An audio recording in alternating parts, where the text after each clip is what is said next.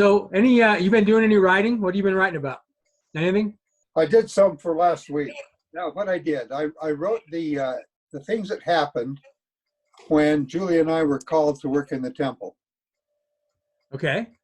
because it was basically a miracle. And so that's what I wrote last week. I think that your question that you're asking this week is germane, though. Yeah. Let's talk into that, and then maybe you can share with us some of the things you wrote as it relates, because If it does. I think it will. So let me share my screen and get this PowerPoint up. Okay. So purpose and a plan, but I mostly want to talk about the purpose. We may or may not get to the plan. That may be molded into next week. When I talk about a purpose here, I'm talking about two things. Who are you writing for? And what do you want that person to get from what you wrote?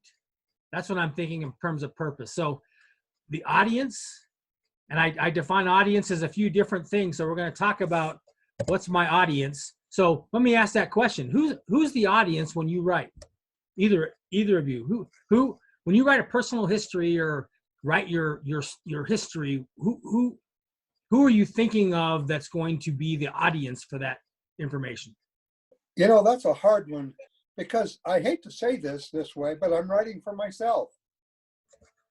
You know, I'm going back and reading these things. Some of the things I wrote 15 years ago, and so I go back and I chuckle and laugh and remember things that I hadn't thought of for years. You'll notice number one on my list, Robin, that I just put up on the slide. Yeah, I see that. That is, I think, the number one audience is ourselves. And I have this notion that I'm like other people, and other people are like me, and I have nobody else really to compare with. And so it's for me. Okay. And I think that's valid, because I know that, like, when I, read through my journal, like when I'm looking for what page to write on my journal, a lot of times as I flip through it, I'll stop and read some of the previous entries. And what they do for me is they help me remember things that were meaningful in my life. And also they help me remember ways in which I've been blessed, which helps to strengthen my faith, I think of, if you think of scriptures, they always go back. Well, remember what the God did for the Israelites. They parted the Red Sea and crossed through on dry land. And so a lot of times I'll call those experiences my Red Sea moments, because they help to remind me of the blessings I've had in my life. It's been said that remember may be the most important word in the English language by people who are smarter than me. And as I thought about that, that's why that's number one on my list, because I honestly think the first person for whom we are writing usually is for ourselves. To remind, actually, I saw someone today posed the question on Facebook, serious question about someone he was talking to about what could he tell them because they were really struggling right now. And a lot of the response that he got was this one: look back and remember the moments in your life when you've had those Red Sea moments. And that will help you through, because you can reach back and you can grab those nuggets, that fruit that you've acquired through the course of your life that pulls you through the hard times. Well, that reminds me of a scripture. I think I can paraphrase it. If you ever felt to sing the song of redeeming love, can you do so now? Yeah. Yeah. And chapter 5. that kind of thing happened on our missions. I went on the past couple of missions. I was the mission office secretary. I was the guy that gave out the money. And so I sat in a room all by myself, and you don't have spiritual experiences very often sitting in a room all by yourself. And so every now and then the Spirit would come into the room, and I regret never having written that down. Yeah. Because that's something I needed to remember, that I was still having these experiences, although much less than the missionaries did. Yeah. So I'm going to just go to number 2 on my list here. Sometimes we write about ancestors, and I often think as we're doing that work, we're kind of honoring them. And we want to honor their memory. One of the things about writing about yourself is you want to honor your own memory and have it remembered right. I think, Paul, you talked about that a few weeks ago. You want to be remembered right, but it's a way of honoring people who've gone before, as we mentioned them, or even people we're writing about who are part of the stories of our lives. We're honoring their place and their presence in our lives. And I think that's one of the audiences for whom we write, is to honor those people. And I tie that into the one I think that we most often recognize, the friends and family who are going to read our stories. That's obviously an audience. How much do we think about that? How much do you think about it, Robin, as you write, that your kids, your grandkids, maybe your friends are going to read that, and how it's going to impact them? Well, that's an interesting thing, because I'm pondering that they would think that I was a real person, and I had things happen that were interesting, and things happened that were dumb, and things happened where I messed up, or but they were all, or we were poor when I was a kid, but I didn't know it for a long time. And so I wrote about things I did that didn't cost anything. Yeah. I think that family would like to, I'm thinking that in the future, somebody's going to want to know some of that. What was it like when I was a kid where I lived? And it sounds like, Robin, that you might not have had money when you were a kid, but it sounds like you were quite rich. And I think that's cool to know. I think that it will be cool for your family and friends to know as they read what you write. I've had an experience this last few days. My aunt is working with Rememberize on her life history, and she sent it to me, and I've been working with it to get it printed, and I've been reading it and doing some editing. And she wrote a lot about my grandparents, her parents, and I didn't know them well. My grandfather died when I was 2 months old, and he'd come to visit me when I was a baby. And then my grandmother lived for a while longer, but actually lived with this aunt after she was in Salt Lake. And we spent some time in her house. And the way I remember her, I'm not fond of, I'm not going to announce it right now, but I remember her in a certain way because she was in a rough part of her life when I met her. And those memories are what's kind of stuck with me. And it's been really nice to read my aunt write about her mother. And one of the things she wrote about her was her father was struggling with the gospel. And she wrote about having watched her mother fast and pray and meet with the bishop and try to do everything she could for her husband. And I learned a lot about my grandmother just from reading her daughter's and my aunt's account of her life, things that I'd never heard and that I never really knew. And so part of her audience for writing that is me. And it's me, in this case, it's me as an editor of the project. But her children are going to read that, and they knew her a little better than I did because she lived with them for the last few years of her life. But did they know that part of her? That spiritually active part of my grandmother, but I just did not know. And in fact, my other aunt, her sister, died a little bit before my mother did, and I was in my 20s. But I don't remember her because she was ill a lot when I knew her. And I learned a lot about her and the loving, kind person that she was just from reading this book. So as I thought about this week, that's what I thought about audiences. What does an audience move to do? What do they learn from reading what we write?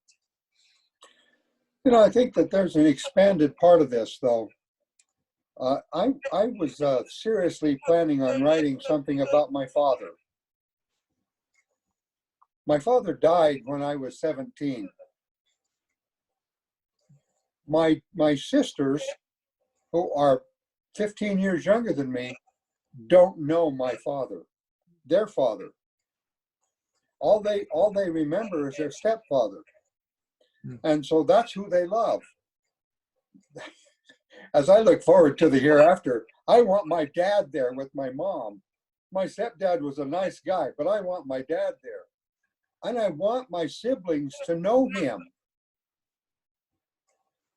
And so that's one of the other people I want I'm writing this for. My siblings, so that they would, so they might feel some of the things that I feel. Let's go.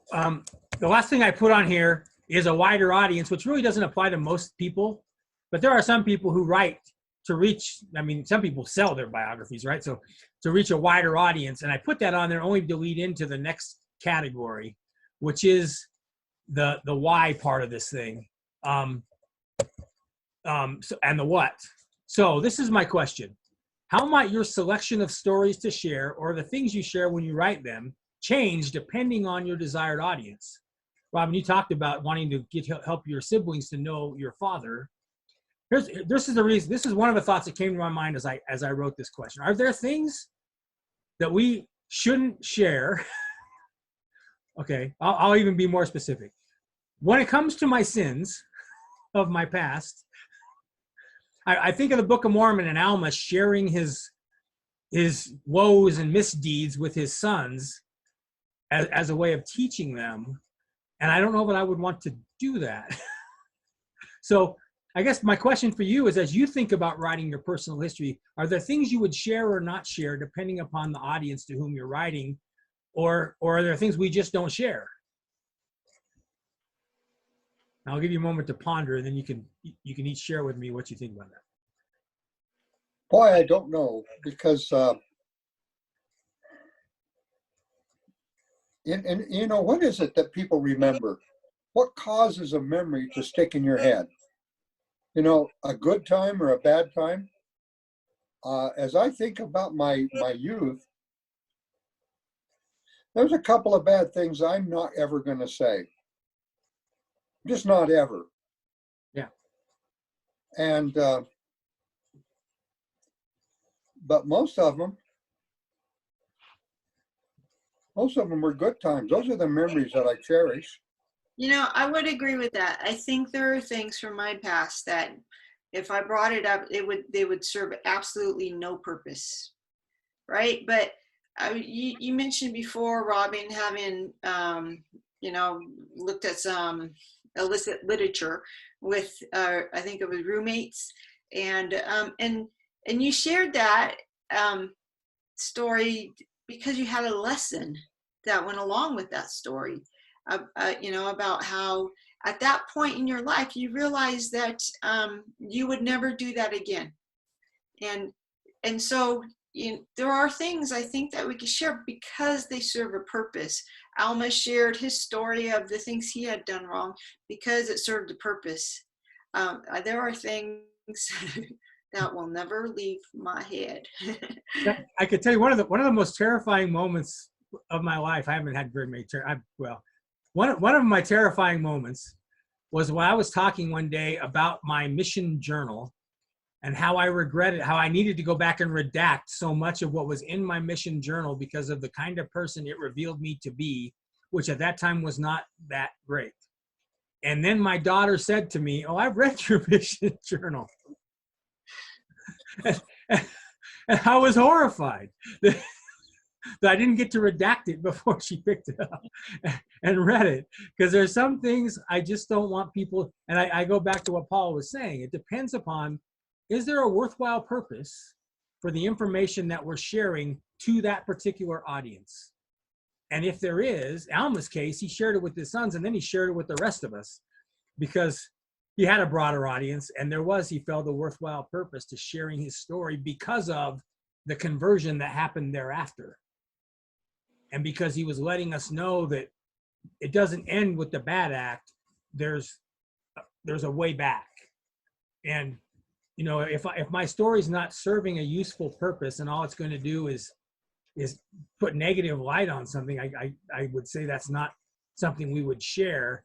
And sometimes maybe a personal history is not the place, but there maybe is a more private moment to share something with somebody. But anyway, any other thoughts on that? How do we, I guess we make those choices one by one, right? Each individual, who are we writing to and what moment in our life. So what do we want to accomplish then with what we write? What do we want someone to do with it? Our audience. That's an interesting issue because do I want somebody to think that everything was all sugar and roses? Or do I want them to understand that there was issues sometimes? That's a good point, because we want to be real people, right? Flaws and all. So I mean that is a good point, because I feel like if everything you write is all rosy, people will feel like you're not very relatable. Honestly, the reason I put the words purpose and plan in the same kind of topic area for me was that point right there. I think as we sit down to write a personal history and we make a plan for what we're going to write, our audience comes into play. Who are we writing for? And what do we want them to do with that information? Which is, we want to be real. We want them to be able to, as Robin, as you said earlier, they're like you, right? Other people are like us. They're going to pick that up and they're going to read it. Now, they may not have had the same experience, but they've had a similar experience. They've gone down a similar path and faced a similar type of obstacle. And they see that we're relatable to them and they can hopefully learn something from that. Well, I think that, life is full of decisions.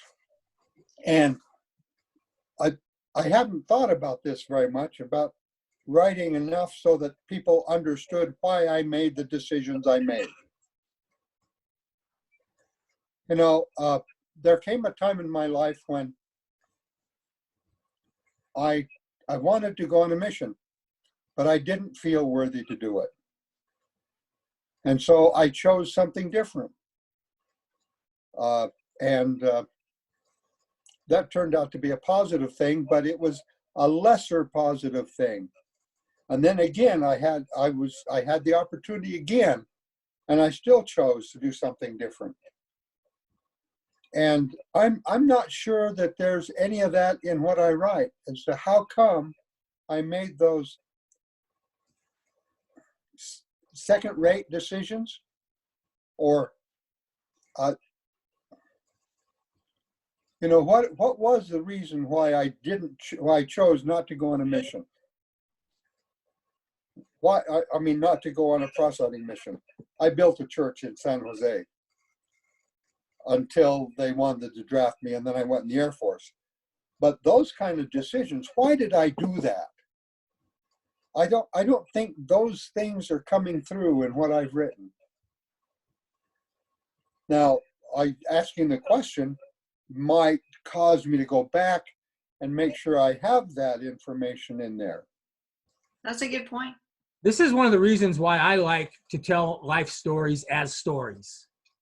Because I've been reading some people's life stories that are very superficial, right? They gloss over the details of their life, and we get all the little, I went here and I moved here and I lived here and I did this and I liked this and I was like this and this is who I knew and this is what they did. But we never get to that point you're talking about, Robin, where we talk about the details of decisions I made and why I made them. And if we sit down and write a story about that decision and that time in my life, and I write the details and tell it as a story of a part of my life, I can explore the reasons and share those, and those can be a huge benefit. Not only are they more interesting for someone to read, I think, but they can be a huge benefit for them as they read them because they become applicable to their life.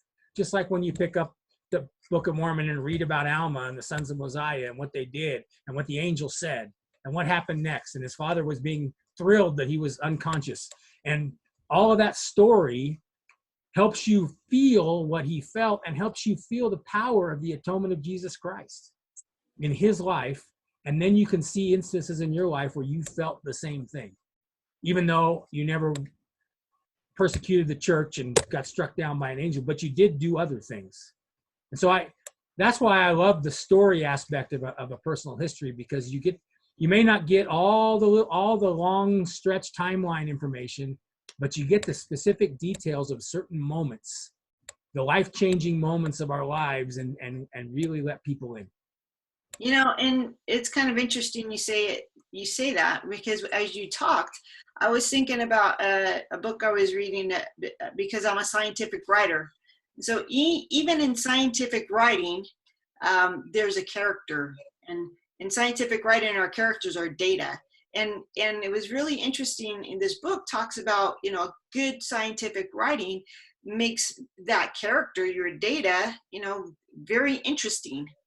And I think it's the stories, the reasons why you make decisions that add depth and meaning to the character. So even, you know, it's not just, you know, your life story writing. Even in scientific writing, when we're talking about brain cells, there's a character in that story, and there's something to be said about that character and why they behave the way they do.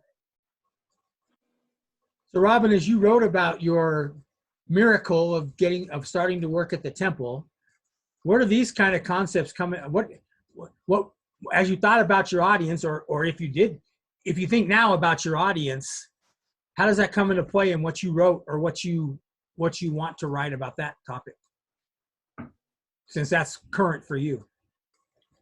I don't know how to answer that very specifically, but the short story is Julie wanted to play the organ in the temple.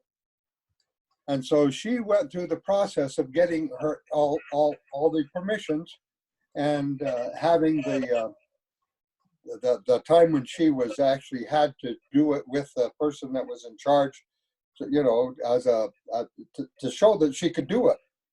And then we met with the bishop, and he asked me, he said, well, don't you want to work in the temple too? And I said, well, yeah, I would like to. So he initiated right then. Here, about 2 months after Julie, he put my name in.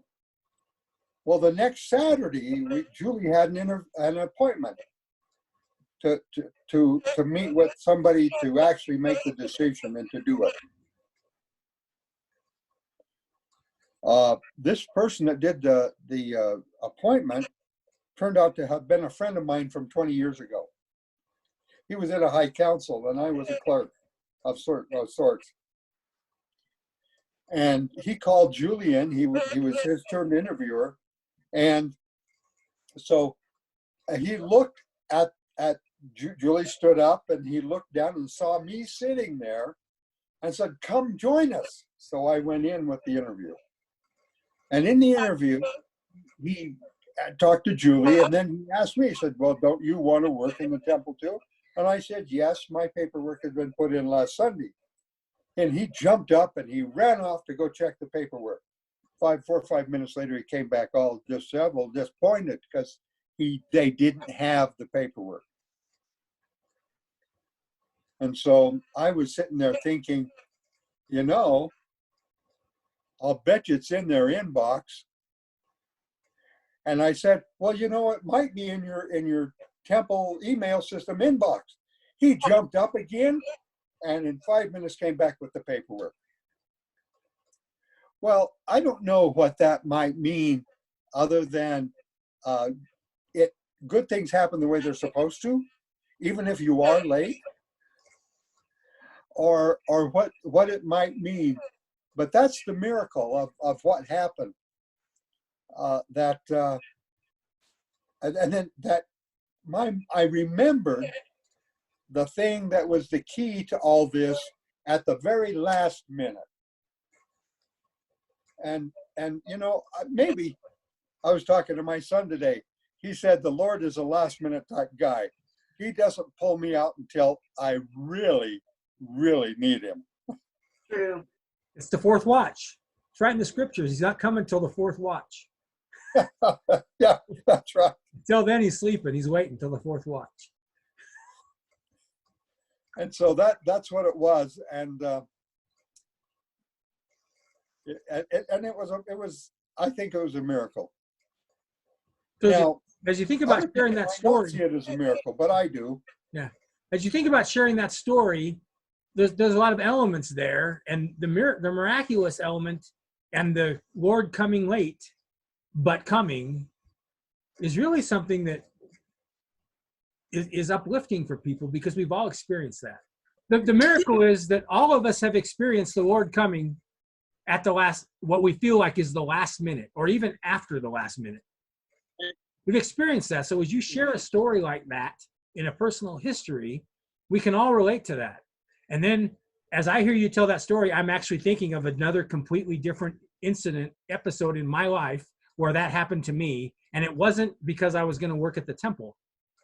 And so I guess as I kind of sum up what we talked about, we're not going to get to the planning thing. We'll do that next week. But as we talk about who our audience is and the purpose for our writing, we're writing to uplift and strengthen ourselves and other people, because and Robin, I think we didn't even need to have this whole discussion, because you tied this up right at the beginning when you said that it's a matter of reminding ourselves that everyone has a similar kind of body. We're all like each other in this way. We all have life experiences that teach the same kind of lessons, but the Lord's customized them for us.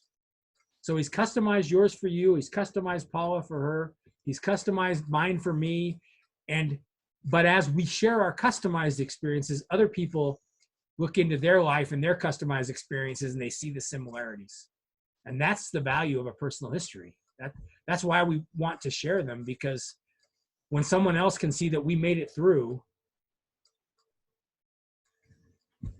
it's a powerful thing. That's why we read the scriptures, isn't it? So we can see that they made it through. We see that Alma survived. We see that Noah got off the ark. We see that, Moses got translated, almost made it to the promised land. He made it to a different promised land. So, I mean, that's the power of the message. And I do think it's somewhat customized to an audience, but again, as we decide what to write, we're choosing those things that will most allow people to find out about who we are and liken it to themselves, and then draw strength from it. Would you agree with that? Would you add to that? Change it? Yeah, I think that we are our own worst enemies. And when I listen to somebody's story and it's got all these successes in it, I think, man, I can't do that. Man, I don't reach up that high. I'm not that good. And I don't know how to get rid of that feeling inside me. And I'm not sure that my writing even takes me that direction. And yet I wish I had the confidence. I think that there's a lot of people that think better of me than I think of myself. I think we think highly of you, so I think that probably.